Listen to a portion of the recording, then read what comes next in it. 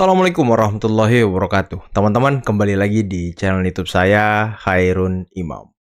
Gimana nih kabar kalian, para ternak Mulyono dan juga anak-anak jenderal? Semoga kita semua selalu diberi kesehatan dan juga kemudahan dalam menjalani hari-hari kita, teman-teman ya. Nah, di video kali ini kita akan menyaksikan sebuah cuplikan beberapa video terkait dengan Said Didu, yang selama ini katanya dia ini kan membela masyarakat, membela rakyat gitu. Tapi kok aneh ya, kok rakyat yang dibela malah mengusir Said Didu gitu. Aduh, semakin hari sepertinya harga diri Said Didu sudah menghilang, teman-teman ya. Kemanapun dia pergi di Tangerang, Banten, itu selalu diusir loh. Rombongannya pun selalu diusir. Ya, apakah ini imbas karena dia selalu memprovokasi masyarakat? Waduh. Nah, selain itu, ada juga netizen yang membongkar latar belakang Khalid, yang juga katanya nelayan dan membela rakyat dan nelayan. Wah, ini yang akan kita simak bersama-sama. Dan yang terakhir, ada beberapa komentar dari netizen yang mengatakan bahwa, ya, tapi sebelumnya kalau kalian ingat ya, kemarin itu Faisal Assegaf mengatakan bahwa Pak Jokowi itu sampah, teman-teman. Dan sekarang netizen membongkar siapa sampah yang sebenarnya. Waduh, ini semakin menarik saja pergulatan politik di tanah air ya.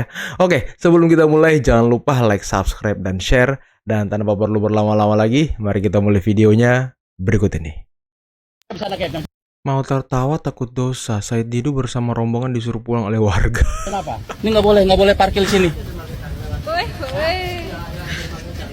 Pindah aja. Pindah aja. Waduh, petantang Pindah petenteng aja. ya kan? Nggak apa-apa, liput saya. Saya demen kalau masuk TV saya demen. Nggak apa-apa, liput saya. Iya, kalau nggak ngeliput juga nggak apa-apa. Pergi dari sini, pergi. Said Didu yang baju orange tuh. Aduh, nangis di pojokan Said Didu guys. Ya, udah pergi dari sini. Hah? Udah, nggak boleh, intinya nggak boleh. Iya, intinya nggak boleh sini. Udah gitu. Saya di sini. Udah, gitu. Intinya nggak boleh sini. Jangan bikin kru desa Tanjung Burung aja. Betul, ya? jangan bikin saya kru. udah nyaman, udah tenang saya.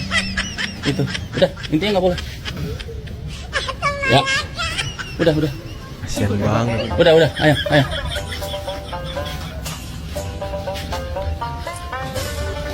Disuruh bubar ya kan? Itu sih suka memprovokasi warga ya kan?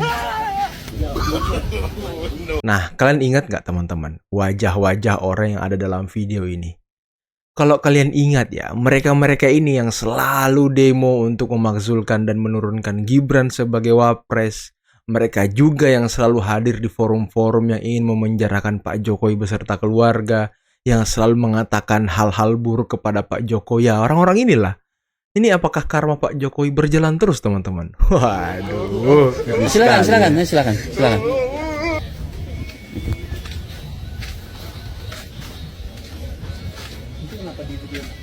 Emang kenapa nggak boleh? Abang juga nggak apa-apa videoin saya. Abang videoin saya nggak apa-apa. Videoin saya, abang nggak apa-apa videoin saya. Waduh, petantang petenteng juga orang-orang ini. Iya, kalau abang mau videoin saya. Betul. Itu. Kok nggak ada gunanya videoin saya kita situ. ya kan? Itu. Nggak apa-apa, situ videoin saya nggak apa-apa. Tuh Said Didu. Silakan, ya. Said Didu kasihan banget. Kasihan banget. Dua mobil mereka datang loh. Mau ngapain mereka gitu? Mau ngapain guys? Bikin gaduh warga aja ya kan? Memprovokasi dan segala macam. Aduh, ini harga diri para pembenci emang udah runtuh teman-teman ya. Tidak diterima lagi oleh masyarakat. Masih inget gak? Dulu ada politisi PKS yang nyamar jadi nelayan, sampai nangis-nangis segala.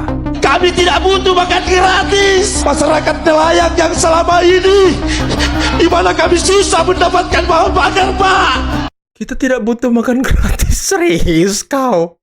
Jangan sampai anakmu senang sekali makan gratis ya kan? Sekarang ada lagi, anak abah tiba-tiba muncul, mendadak pasang wajah peduli nelayan. Tapi, nelayan yang mana yang dia bela? Apa benar membela rakyat? Atau cuma kepentingan tertentu? Kalau ditarik benang merahnya, nama Said Didu ikut terseret dalam narasi ini. Dan polanya selalu sama, menolak proyek strategis nasional. Wow. Ini Khalid kan yang selalu tampil-tampil di TV, teman-teman. Ternyata kawan saya Didu ya. Anak abah ya, guys ya. Ternak onta kalau kata orang-orang. Kok bisa? Jelas ini bukan sekadar soal lingkungan atau kesejahteraan nelayan, tapi kepentingan politik yang bermain di belakangnya. Pertanyaannya, kepentingan siapa yang mereka bela?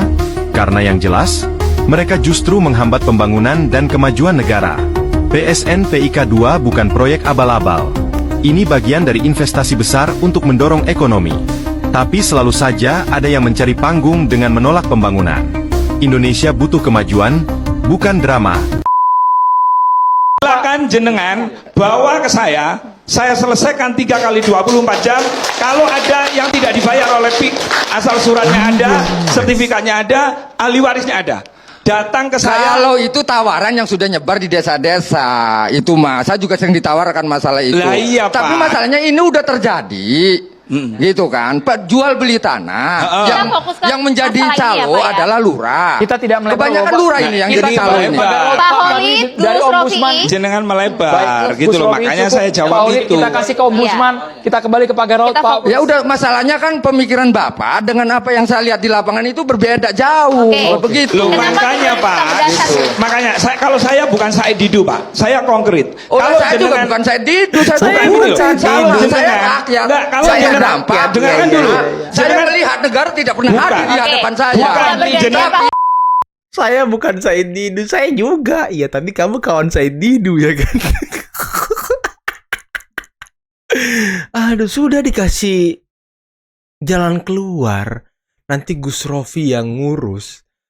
Ya, tapi dia nggak mau, guys. Ini kan sebuah bantuan untuk masyarakat gitu. Kalau memang ada yang merasa tidak adil di situ, ya silakan lapor. Nah, kalian yang nonton video ini, kalau memang di kawasan pembangunan PSN PIK 2 itu ada yang maksudnya tidak adil kepada masyarakat, coba kalian lapor ke Gus Rofi'i, teman-teman. Ya, semoga dapat jalan keluar ya, daripada kalian teriak-teriak seperti saya Didu, seperti yang lain-lainnya, demo dan segala macam, nggak ada kejelasan. Coba dengan cara persuasif gitu. Ini kan semua harus ditempuh, teman-teman. Karena tidak ada proyek yang sempurna gitu. Pasti ada kendala-kendala, ada kecurangan-kecurangan. Nah, kalau Anda merasa dicurangi dan tidak adil, tidak mendapatkan keadilan, nah silahkan teman-teman. Bisa ikhtiar ke Gus Rofi'i gitu ya kan. Atau lapor ke pemerintah gitu langsung. Jangan lapor ke saya Didu ya kan. Makin gaduh Kalau nanti. ngomongin sampah, yang sampah tuh yang kayak gini. Coba lihat nih. Yang kita lakukan adalah pintu masuk untuk membongkar legalisasi. Saya heran nih sama orang kayak gini ya. Kenapa ujung-ujungnya selalu ke arah Pak Jokowi? Sebenarnya kasus PIK 2 ya, atau pemagaran laut. Ini kan kasusnya bagus sekali ya. Masyarakat tuh inginnya mau membongkar benar-benar ke akar-akarnya, ya kan? Karena kita nggak mau yang namanya ada permainan antara ya pemegang kekuasaan atau pejabat pemerintahan atau aparatur pemerintahan yang pakai duit kita ini, pakai duit pajak. Justru dia ketika menjadi pejabat-pejabat itu tidak amanah, karena kita nggak mau seperti itu kan. Artinya sasaran tembak kita kan sebenarnya kan clear ya, ke kades ya kan, dari pemerintah bawah setempat. dulu dong, Betul. bupati, provinsi ya kan. Nah, kalau urusan mengenai Pak Jokowi itu udah clear. Jangan ini dibungkus masalah ini ya terus ke arah-arah politik gitu ya, karena jejak digital sampah-sampah ini yang tadi ya, memang itu kan memang arahnya selalu ingin menyerang atau kontra Menjatuhkan. terhadap Pak Jokowi. Ya sebenarnya gini teman-teman, pengurusan surat tanah dan segala macam itu kan jenjang dari bawah tuh. Sudah dijelaskan juga oleh Pak Jokowi dari desa, kelurahan, ke kecamatan, ke kabupaten. Nah ini kan sudah jelas gitu, dan sekarang kita menganut otonomi daerah. Nah coba kok sekarang Pak Jokowi terus yang jadi sasaran tembak? Kenapa bukan pemerintah setempatnya yang kalian usut gitu, yang kalian kejar orang-orangnya, yang kalian kejar yang bermain di bawah? Karena biasanya seperti ini teman-teman. Contoh di dalam perusahaan, terkadang pimpinan yang paling atas ya, itu tidak tahu permainan yang di bawah. Mereka hanya menerima report dari bawah ke atas. Nah, dan tidak mungkin pimpinan yang paling atas itu ngecek sampai ke bawah-bawah nih. Apa gunanya kepala desa? Apa gunanya kelurahan? Apa gunanya kecamatan, Pak Camat? Apa gunanya bupati? Kalau semua harus presiden juga yang ngecek sampai akar-akarnya gitu. Apa gunanya ada kepala daerah dan pemerintah setempat?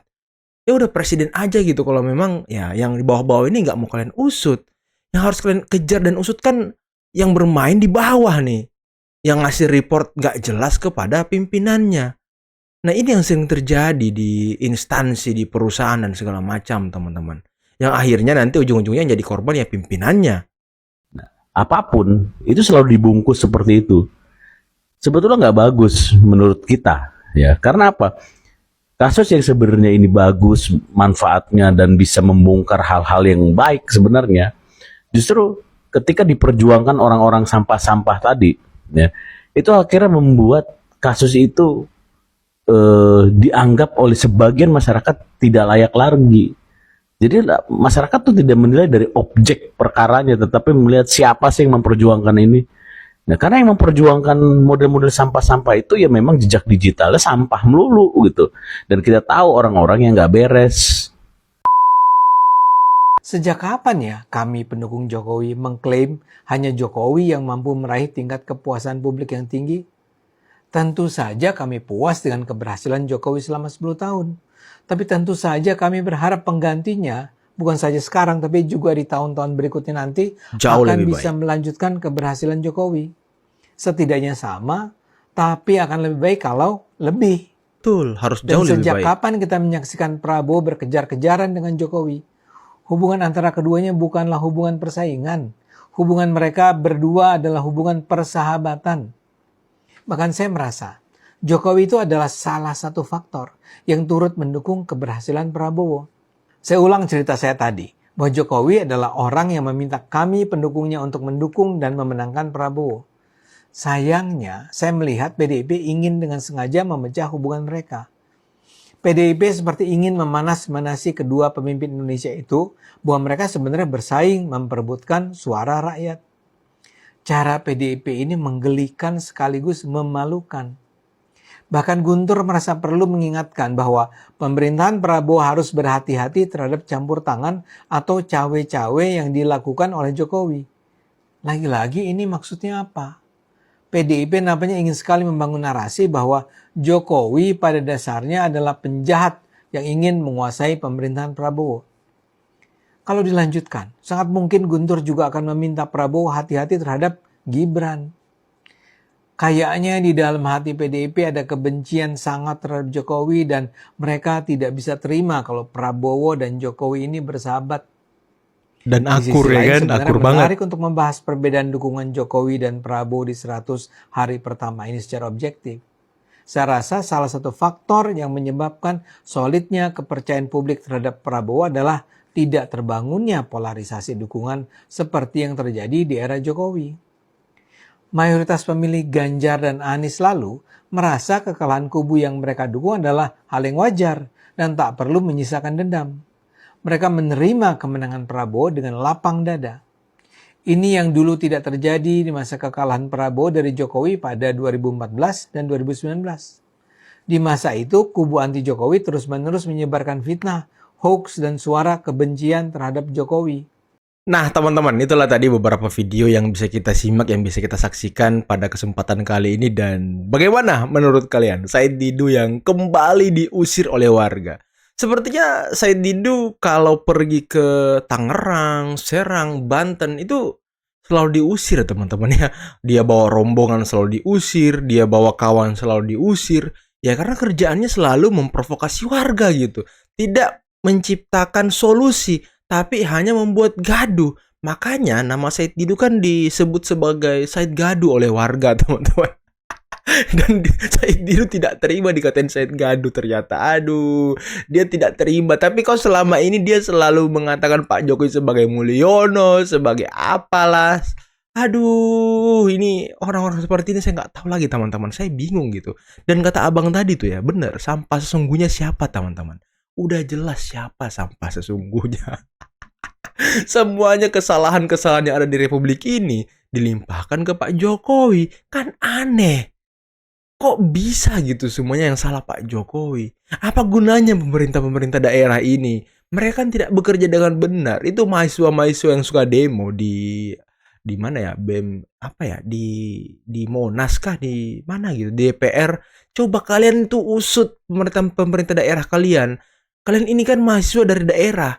Masa iya di daerah kalian nggak ada yang main-main mata dengan pengusaha? Coba kalian usut itu di Serang, di Tangerang. Coba kalian usut kepala desanya, lurahnya, usut Pak Camatnya, bupatinya. Coba itu yang kalian usut. Kalau kalian usut dari bawah, nanti nama-nama besar yang di atas mungkin saja akan terbongkar teman-teman. Dan itu yang kita harapkan. Oke, mungkin cukup sekian dulu video kali ini. Jangan lupa like, subscribe, dan share videonya. Akhir kata, billahi taufiq wal hidayah. Wassalamualaikum warahmatullahi wabarakatuh.